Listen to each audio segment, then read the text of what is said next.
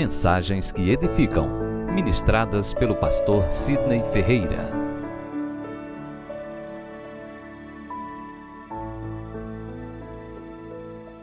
As ordenanças cristãs. As ordenanças cristãs são ordens expressas do próprio Cristo à sua igreja.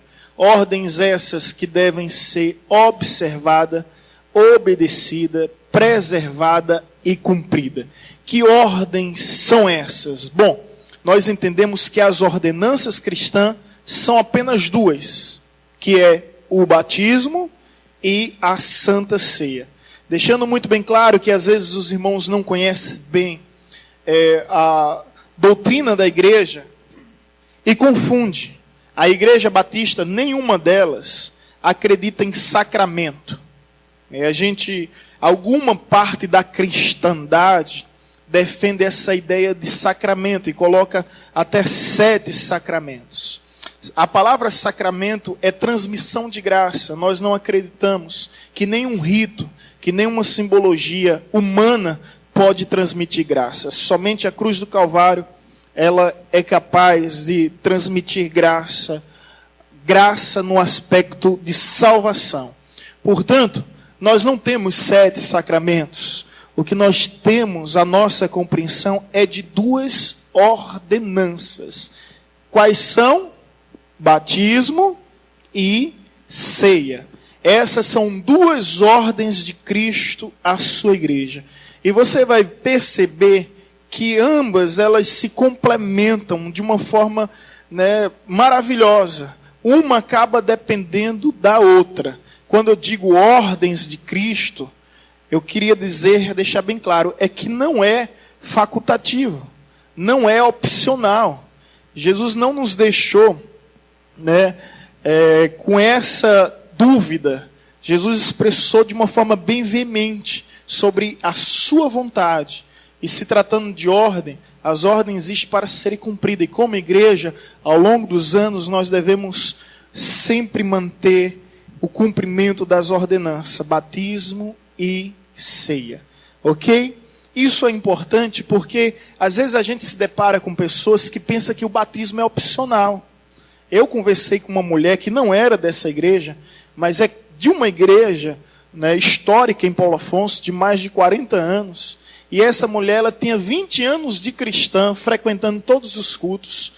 E a pedido de sua filha, eu tive um momento em sua casa, conversando, e ela disse bem assim, olha pastor, eu já tenho mais de 20 anos frequentando tal igreja aqui em Paulo Afonso, mas eu ainda não me batizei. E eu disse, mas por que, irmã? Por que não, pastor? É porque eu ainda não senti de Deus. Eu olhei para aquela irmã com toda a sinceridade e franqueza que os irmãos sabem que eu tenho, é uma virtude que Deus me deu. Disse, irmã, sabe quando é que a senhora vai sentir de Deus? Ela abriu os olhos, arregalou os olhos assim com aquele ar de expectativa. Quando, pastor? Quando? Eu disse, nunca. Da mesma forma que ela abriu os olhos, ela fechou de impacto, de surpresa, assustada. Como assim, pastor? Eu disse, nunca você vai sentir de Deus. Nunca, porque o batismo não é uma questão de sensação, de emoção. Não espere um anjo descer do céu e revelar, minha serva, chegou a sua hora.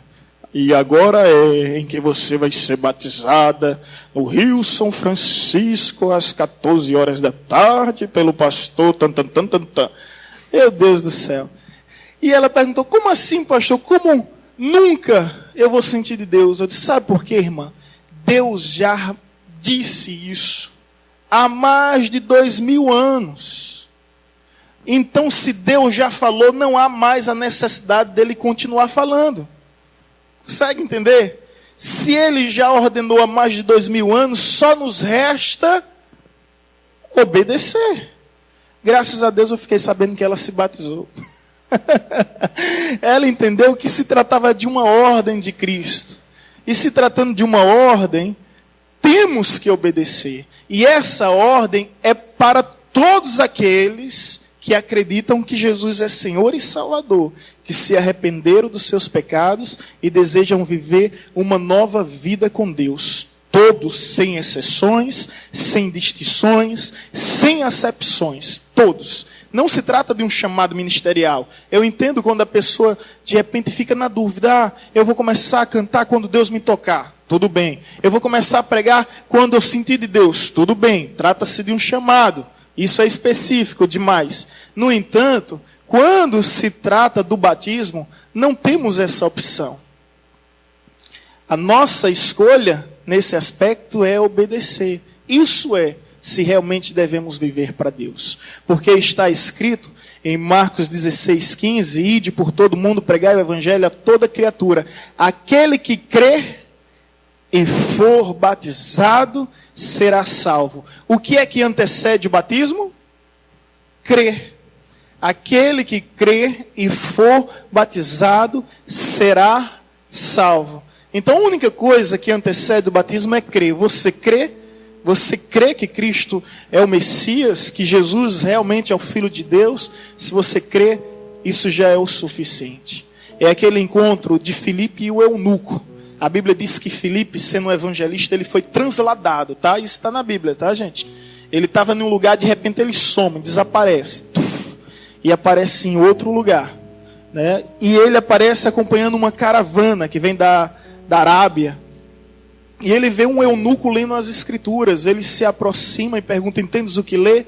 E o eunuco disse, como entenderei se não há quem me explique? E ele explica todo o detalhe, todos os detalhes, falando de Jesus, falando do evangelho. E o eunuco disse, olha, ali tem água. O que é que me impede de ser batizado? Qual é a resposta de Filipe para o eunuco? Nada. Se você crê, nada lhe impede. E imediatamente batizou o eunuco. Então, o que importa é crermos. Por essa razão, nós não batizamos criança. Entendeu?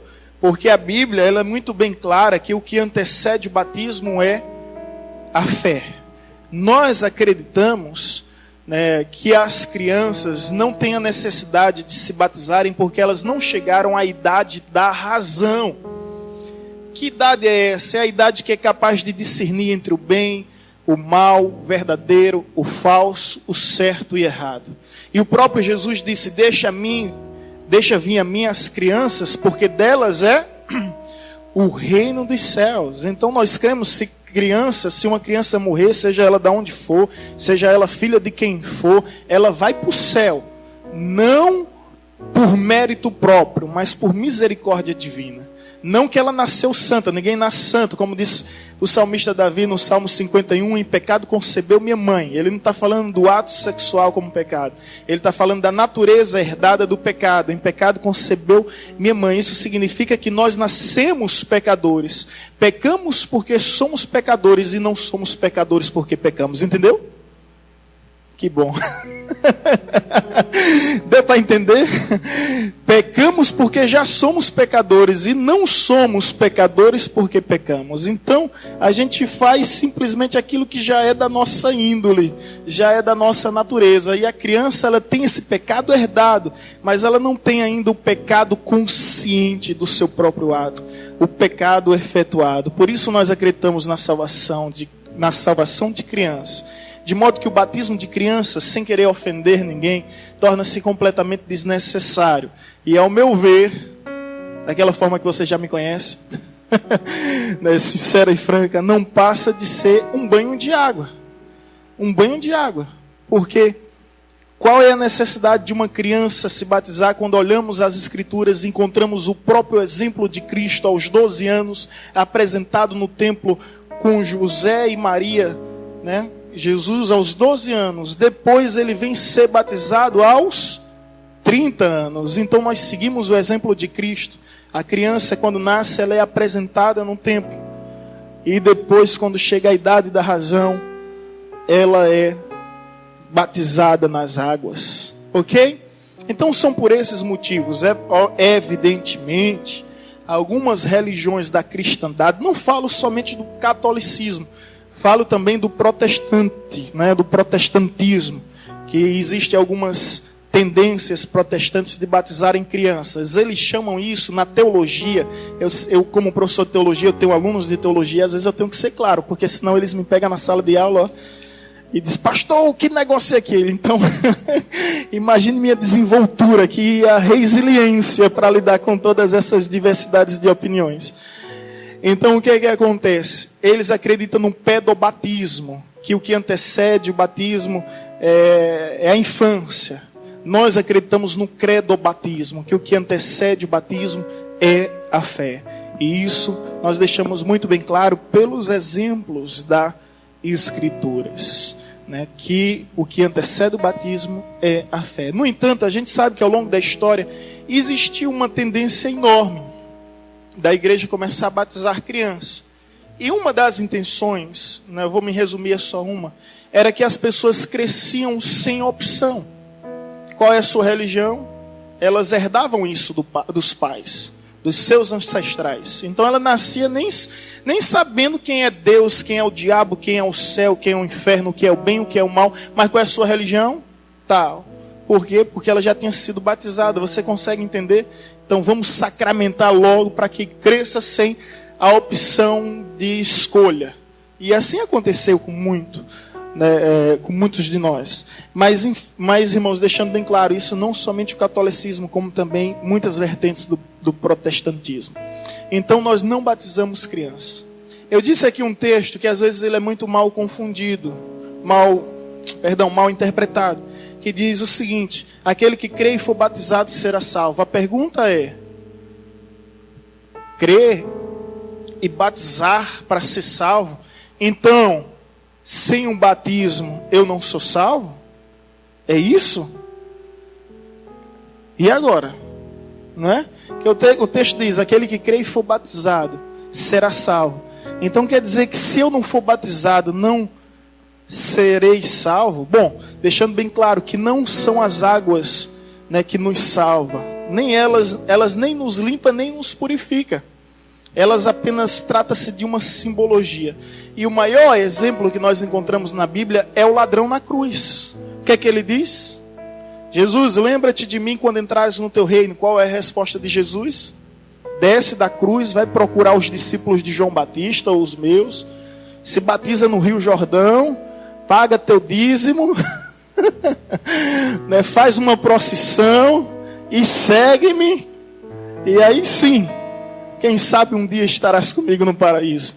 Jesus não apresenta nenhum rito. Você percebe que a fé por si só ela é suficiente para salvar o indivíduo. Então, Jesus disse para ele: ainda hoje estarás comigo no paraíso. Imagine fechar os olhos nessa terra e já abrir na glória. Que coisa tão linda. Então que a gente aprende com isso que o batismo não salva. No entanto, aquele que é salvo, ele sente a necessidade de ser participante dos ritos, das simbologias, das ordenanças cristãs. Entendeu? Aquele que é salvo, ele deseja ser participante. Então, deixando bem claro, porque eu vou perguntar na profissão de fé: o batismo salva? Muito bem, não me faça vergonha de dizer que salva, meu Pai eterno. Batismo salva? Não, quem salva é a fé em Jesus através da graça de Deus. E está escrito em Efésios 2:8: pela graça sois salvos mediante a fé. Isso não vem de vós, é dom de Deus, não de obras, para que ninguém se glorie, né? Para que ninguém se ache melhor do que o outro em detrimento de uma obra em relação à outra. Então, o batismo não salva. Agora, o que significa o batismo? É uma identificação com Cristo, é uma profissão pública, onde todos vão ver e testemunhar que a nossa vida a partir daquela hora será diferente, ao ponto que é muito comum a gente se deparar com esse tipo de comentário: você viu o que fulano fez? E a outra diz bem assim: e é porque é crente batizado, viu? Você já percebeu como, sabe, o nosso nível de compromisso se eleva, né? Agora o compromisso torna-se maior. E é porque é crente batizado, viu? Já ouvi isso várias vezes, né? Então é importante saber que a partir daí nós nos identificamos com Cristo, proclamamos nossa fé publicamente, ao ponto das pessoas saberem que nós não estamos brincando com Deus, que nós queremos algo sério com Ele. É porque ninguém se presta ao batismo, né, de uma forma leviana e de uma forma inconsequente, né? Não pode ser dessa forma, né? E a pessoa tem que estar consciente, não sendo pressionado com a irmãzinha que diz: só namoro com você depois que você se batizar. O camarada vai se batizar para namorar com a menina. Na realidade, quer a menina de Jesus, mas não quer o Jesus da menina. Sabe o que é que vai acontecer? Não vai aguentar. Um dia vai dizer, não vai suportar. Então, fica essa dica, fica esse conselho. A gente não deve procurar o batismo para agradar quem quer que seja. Pais, filhos, cônjuges ou paqueras. Não, o nosso batismo, a procura do batismo é de um compromisso com Deus. E o que significa o batismo? Toda a simbologia significa isso. Ao entrar nas águas, morri para o mundo. Ao descer sobre as águas, fui sepultado para essa vida. E ao ser elevado novamente, significa nasci para Deus. Então essas 3 etapas: morri para o mundo, fui sepultado para a minha vida, não vivo mais eu, e novamente nasci para Deus. A palavra batismo no grego significa baptizo, que significa mergulho. É por isso que nós defendemos que o batismo tem que ser por imersão, não por efusão nem por aspersão, mas o camarada tem que se mergulhar mesmo.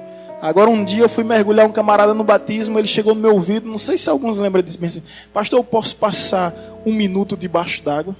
Eu olhei para ele: e é tanto pecado assim, meu irmão? Aí, eu disse: olha, essas águas não são alvejantes não, viu? E ainda que fosse alvejante, não podia limpar o nosso pecado. Ainda que derramasse todo o rio São Francisco no indivíduo, não ia limpar o pecado, somente o sangue de Cristo. Bom, mas eu atendi o seu desejo, né? Alguns pensaram que eu estava matando o irmão. Faz me lembrar daquela história que um camarada disse bem assim: pastor, eu quero me batizar. E o pastor foi lá, levou ele para o rio, começou a batizar, ele se afogando, e o pessoal: solta, pastor. Ele disse: não, vai que ele se arrepende depois e se desvia. Vamos matar que pelo menos ele tenha certeza que vai para o céu. Eita, e aí o irmão: pastor, posso um minuto? Eu respeitei a vontade dele. Só que alguns irmãos pensam: eita, o pastor está matando o pobre coitado ali. Bem, gente, o batismo é isso. Nós devemos procurar o batismo. Está escrito lá em Mateus 28:20. Ide e pregai o evangelho a todo mundo, ensinando a guardar todas as coisas, estarei convosco todos os dias até a consumação dos séculos. E diz: ide, né, formai discípulos, batizando em nome do Pai, do Filho e do Espírito Santo. Então queria resumir, preste atenção que no final você vai entender tudo. O batismo há uma palavra: missões. É isso que eu encontro no batismo. A missão da igreja, que não pode parar, que não pode ser detida por ninguém, nem mesmo as portas do inferno poderá prevalecer. Então queria, dentro das ordenanças de Cristo, resumir o batismo a uma palavra: missões. Agora vamos para a segunda ordenança: ceia. A ceia tem os seus alimentos, cujos elementos têm sua simbologia. O pão representa o corpo, o vinho representa o sangue de Jesus. O próprio Cristo preparou a ceia na noite em que foi traído e serviu os seus discípulos. Que estrutura emocional, né, irmãos? Sabendo tudo que lhe aguardava, ele ainda é capaz de preparar um banquete, celebrar a Páscoa e oferecer para os seus discípulos. E ele disse: fazei isso em memória de mim. Por isso que o apóstolo Paulo diz: recebi do Senhor aquilo que vos entreguei. Não recebi de costume, de tradição, recebi do Senhor. Por isso que a ceia não é uma tradição, não é um costume. A ceia é um compromisso que nós assumimos com Deus, de participarmos do seu corpo e do seu sangue. Agora o pão, o trigo, né? O pão, né, para que venha a se tornar realmente pão, o trigo tem que ser moído, não é? Então, ele não escolheu o pão e o vinho aleatoriamente, não. O trigo tem que ser moído para que venha a se tornar em fermento, em condições de fazer o pão. E o vinho? O vinho pega a uva e a uva tem que ser o quê? Esmagada. Você consegue entender por que o pão e por que o vinho não é aleatoriamente, não. É que assim como o trigo é transpassado, despedaçado, assim também a uva é esmagada né? Ou seja, por meio do sacrifício desses alimentos, nós temos, né, esses outros alimentos para apreciarmos, para desfrutarmos. Então o que Jesus quer dizer, e justamente com isso, quando comermos o pão, quando tomarmos o vinho, que venhamos lembrar que foi com sacrifício que tudo foi realizado. Sacrifício de sangue, morte de cruz, todo o seu sangue derramado na cruz do Calvário. A ceia, ela é um memorial.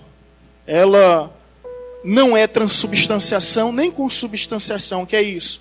A Igreja Católica acredita que no momento da oração, o pão torna-se no corpo de Cristo e o vinho transforma-se no sangue de Jesus. Aí vem Martinho Lutero, no século XVI, tentando corrigir esse erro, cometeu um outro erro.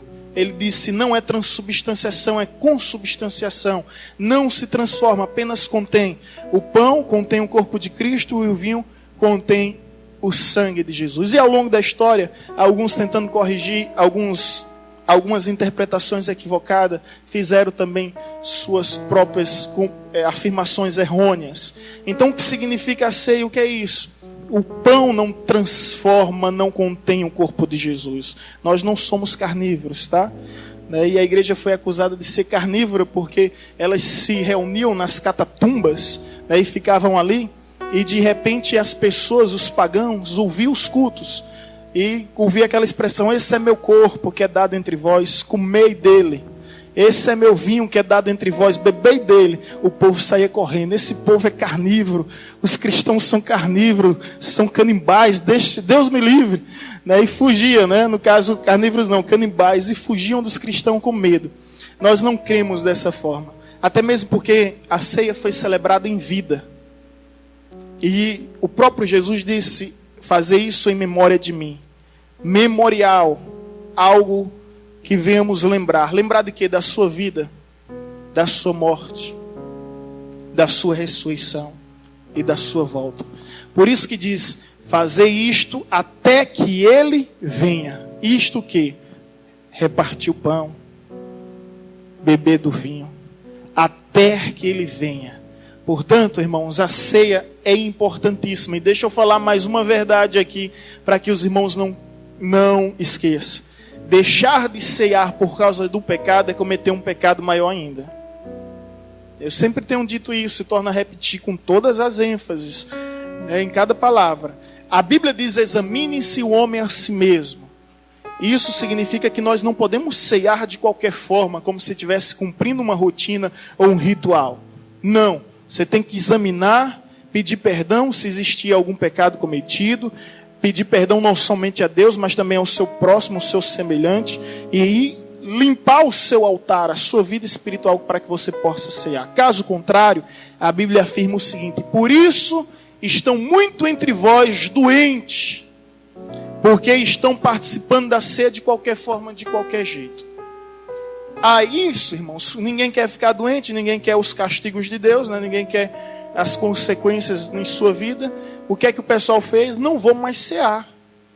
E nessas visitas pastorais, eu senti a falta de um irmão, dessa igreja, mas já faz um tempo, tá? Não procuro o espírito de adivinhação, porque é pecado, os adivinhadores não herdarão o reino dos céus. Irmãos, eu tenho sentido sua falta na ceia. Pastor, realmente eu já tenho 8 meses sem cear. Eu disse, meu irmão, qual é o motivo e qual a razão de tanto tempo sem cear? Disse, não, pastor, é porque toda vez antes de cear acontece algum problema em casa. Ou com minha esposa, ou com os meus filhos. Quando não é em casa, é no trabalho. Aí eu não vou cear porque, sabe como é, né, pastor? A gente tem que estar com a vida santa no altar. Aí eu não quero pecar, então prefiro ficar em casa. Aí eu disse bem assim, olha, foi aí onde eu disse essa frase para ele. Deixar de cear por pecado é cometer um pecado maior ainda. Você diz que não vai para a ceia para não pecar, mas você peca mais ficando em casa. Como assim, pastor? Explique isso. Aí eu fui para 1 João 1,9. Se confessarmos os nossos pecados, Ele é fiel e justo para nos perdoar de todo pecado e nos purificar de toda injustiça. Então pecou? Se arrepende e confessa. Agora, sabe por que você não confessou? Porque você não se arrependeu. E sabe por que você não se arrependeu? Porque você deixou o orgulho lhe maltratar. Você deixou a mágoa lhe dominar. E sabe por que o nome mágoa é mágoa? É porque magoa. Porque fere. A gente não pode guardar algo que nos fere. E aí a pessoa fica com aquela mágoa, magoando e sendo magoado. Sabe o que é que eu aprendi com o cristianismo? E um dia desse eu citei isso. Né? E a cada dia a gente aprende novas revelações da parte de Deus. Que é pecado ofender quem quer que seja. Mas também é pecado se sentir ofendido pelo que quer que seja. Sabia disso? A gente sabe que é pecado ofender. Mas a gente não sabe que é pecado também ficar ofendido. De repente a gente foi ofendido. Oh, meu Deus do céu! Senhor, a vontade é pedir uma licença a Deus e esganar aquele miserável. Né? Não faz isso para não... E fica com aquele ódio. Eu não vou mais para a igreja, eu não vou mais falar com o irmão, eu não vou mais para o ministério, eu vou me desligar, não vou mais... É pecado, irmão. Sabe por quê? Porque você está alimentando um ego, você está alimentando um orgulho no seu coração. Não vou dar o braço a torcer. E a Bíblia diz o quê? Que o ofendido tem que ir ao ofensor e pedir perdão. Que coisa tão contraditória e paradoxal. Você acha? Também concordo. Realmente é contraditório. Você, além de ser ofendido, pedir perdão. Mas sabe o que é que Deus nos ensina? Uma verdade que vai além da nossa compreensão. Que para Ele não importa quem esteja certo ou quem esteja errado. Isso pouco importa. Para Ele, o mais importante é quem está disposto a dar o primeiro passo. Isso é lindo, né, irmão? Quem está disposto a envergonhar o inimigo. Né? Quem está disposto a desfazer com todo o laço do mal. E oferecer o perdão. E também liberar o perdão. Então entenda em nome de Jesus. Se antes da ceia, um dia, uma semana, seja lá o que for, tenha discernimento. E se for uma discussão entre cônjuges, entre pais e filhos e pais, pede perdão. E você vê que não tem desculpa, sendo ofendido ou sendo um ofensor. Perdão é o nosso compromisso, é o nosso dever sagrado. Perdoar não porque a pessoa merece, mas porque nós precisamos. Então vai até a pessoa e diz bem assim, olha, quero lhe pedir perdão, amanhã é dia de ceia. Eu vou cear, deixo o meu orgulho, o meu ego, minha vaidade de lado. Nada disso poderá me impedir de participar da ceia. E simplesmente se a pessoa perdoou ou não, quer que eu seja sincero e franco? Problema dela. É verdade. Se perdoar ou não, problema teu. Eu agora estou em paz com Deus e comigo mesmo, com minha consciência limpa. Não é isso que Jesus ensina? Teu irmão pecou contra ti, vai até ele e pede perdão. Se ele não te ouvir, chama dois, vai até ele, conversa novamente, insiste. Mas mesmo assim, se ele não aceitar, considera ele como gentio. Vou fazer o quê?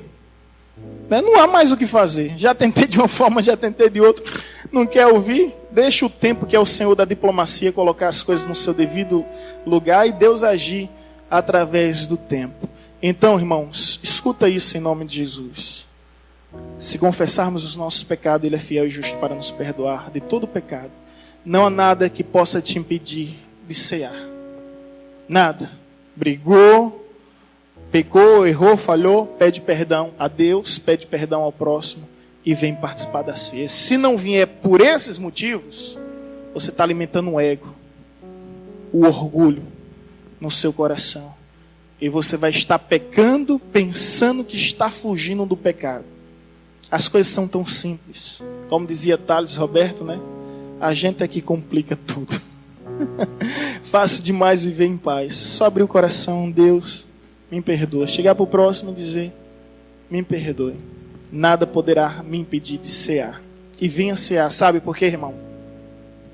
A ceia é um sacrifício. Ela representa o sacrifício do Antigo Testamento. No Antigo Testamento as pessoas realizavam o sacrifício matando animais, oferecendo no altar, para lembrar do sacrifício que Deus no futuro faria. E eles tinham todo esse ritual. Nós participamos da ceia como sacrifício, não para lembrar do sacrifício que Deus fará, mas para lembrarmos do sacrifício que Deus já fez. Por isso a ceia substitui o sacrifício. A gente não precisa estar aqui matando ovelhas, rolas, gados, nada disso. A gente não precisa estar aqui colocando esse sangue no propiciatório do altar, nada disso. Porque Jesus já fez isso de uma vez por todas. Agora, quando nós ceamos, nós lembramos do seu corpo padecido, do seu sangue, né, que foi oferecido. Se eu resumir batismo em uma palavra, qual foi a palavra?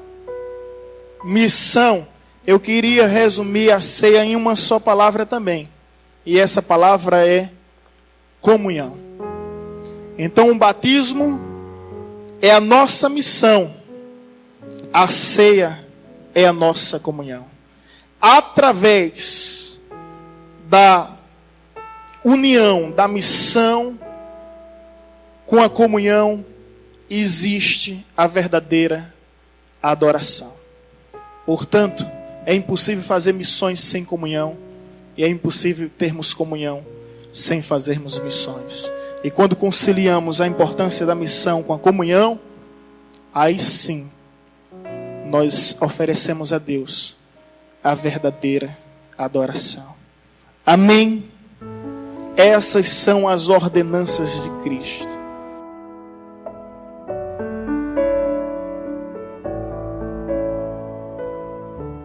Você acabou de ouvir uma mensagem ministrada pelo pastor Sidney Ferreira, da Igreja Batista Evangelizadora.